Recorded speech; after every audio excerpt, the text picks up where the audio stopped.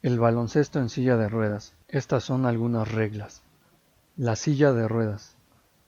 La silla de ruedas tendrá que adaptarse al tamaño y las características del jugador que la utilice en aspectos como la altura del respaldo, el apoyo de los pies, la posición de las ruedas, entre otros.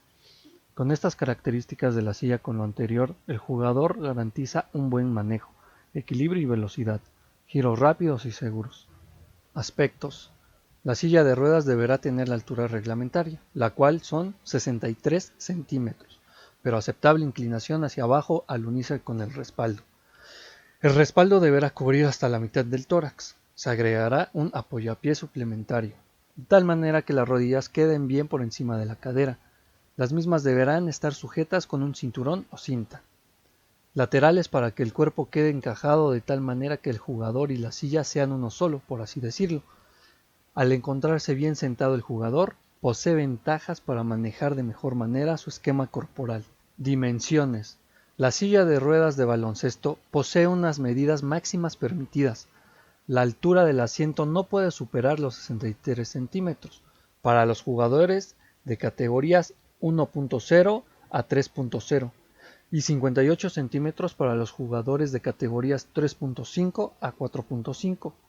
Y las ruedas traseras, incluyendo el neumático como parte de la misma, han de ser de 69 centímetros de diámetro como máximo.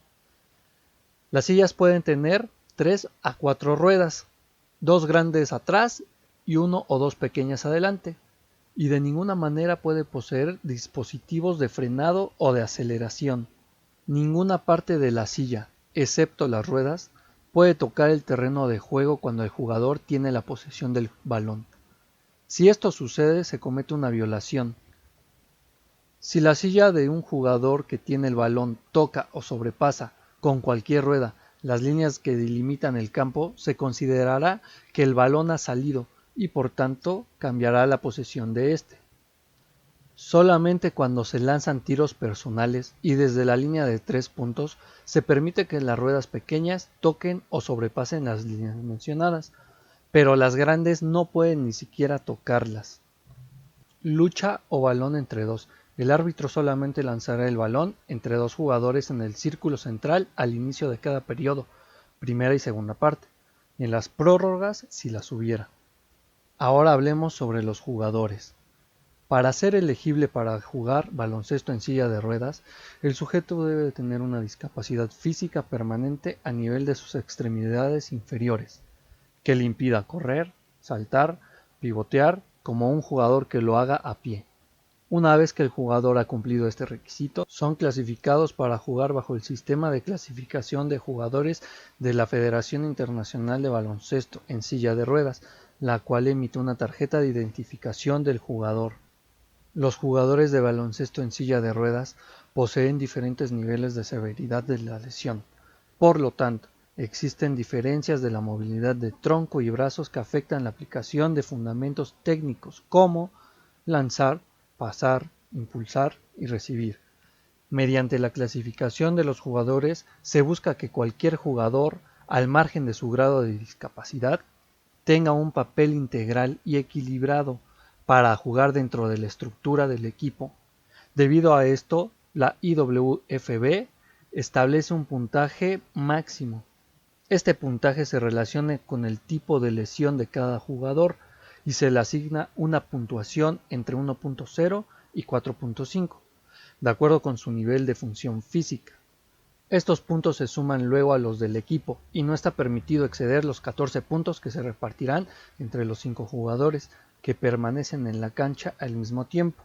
Para esto debemos tener en cuenta la clasificación clínica y funcional. La clínica se basa en características propias de cada discapacidad, establecidas por médicos y fisioterapeutas. La funcional es la que se realiza durante la práctica, o sea, observando al jugador en el juego. Inclusive se puede realizar durante un partido. Esto se da porque existen jugadores que fingen inmovilidad de ciertas partes claves del cuerpo para ser clasificados con menos puntos. Sin embargo, durante el partido muestran otro comportamiento. Es por lo anterior que, incluso dentro del partido, el clasificador designado puede penalizar con la descalificación al equipo en el que un jugador haya sido encontrado fingiendo y sacando provecho de su movilidad corporal. Ahora veamos las categorías. Estas son 5 y están divididas según su funcionalidad de sus miembros. Categoría 1. Paraplegia T1 a T7. Sin control muscular abdominal. No se controla la musculatura del tronco.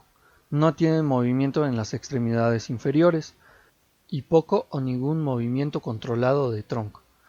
Su equilibrio tanto hacia adelante como hacia los lados es significativamente deficiente y dependen de sus brazos para volver a la posición erguida cuando se desequilibran. Estos jugadores no tienen estabilidad en una situación de contacto y normalmente cogen rebotes por encima de la cabeza con una sola mano.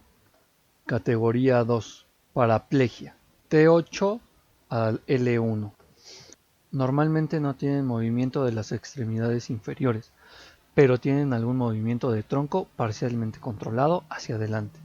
No tienen movimiento controlado de tronco hacia los lados, ni de rotación. Los jugadores tienen una estabilidad limitada en situación de contacto.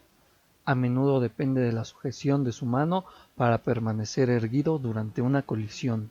Categoría 3. Paraplegia L2 a L4. Control al flexionar la rodilla. Control mínimo de los miembros exteriores. Pueden tener algo de movimiento en las extremidades inferiores y poseen movimientos de tronco hacia adelante, hacia el suelo y de vuelta a la posición erguida.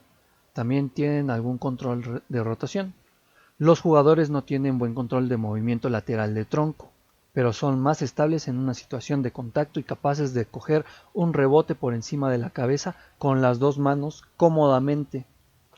Categoría 4. Paraplegia L2 a L4. Con abducción de cadera. Amputados sobre rodilla, algunos semidescaderados. Tienen un movimiento normal de tronco, pero debido a una función reducida en las extremidades inferiores, son incapaces de inclinarse hacia ambos lados con un control total.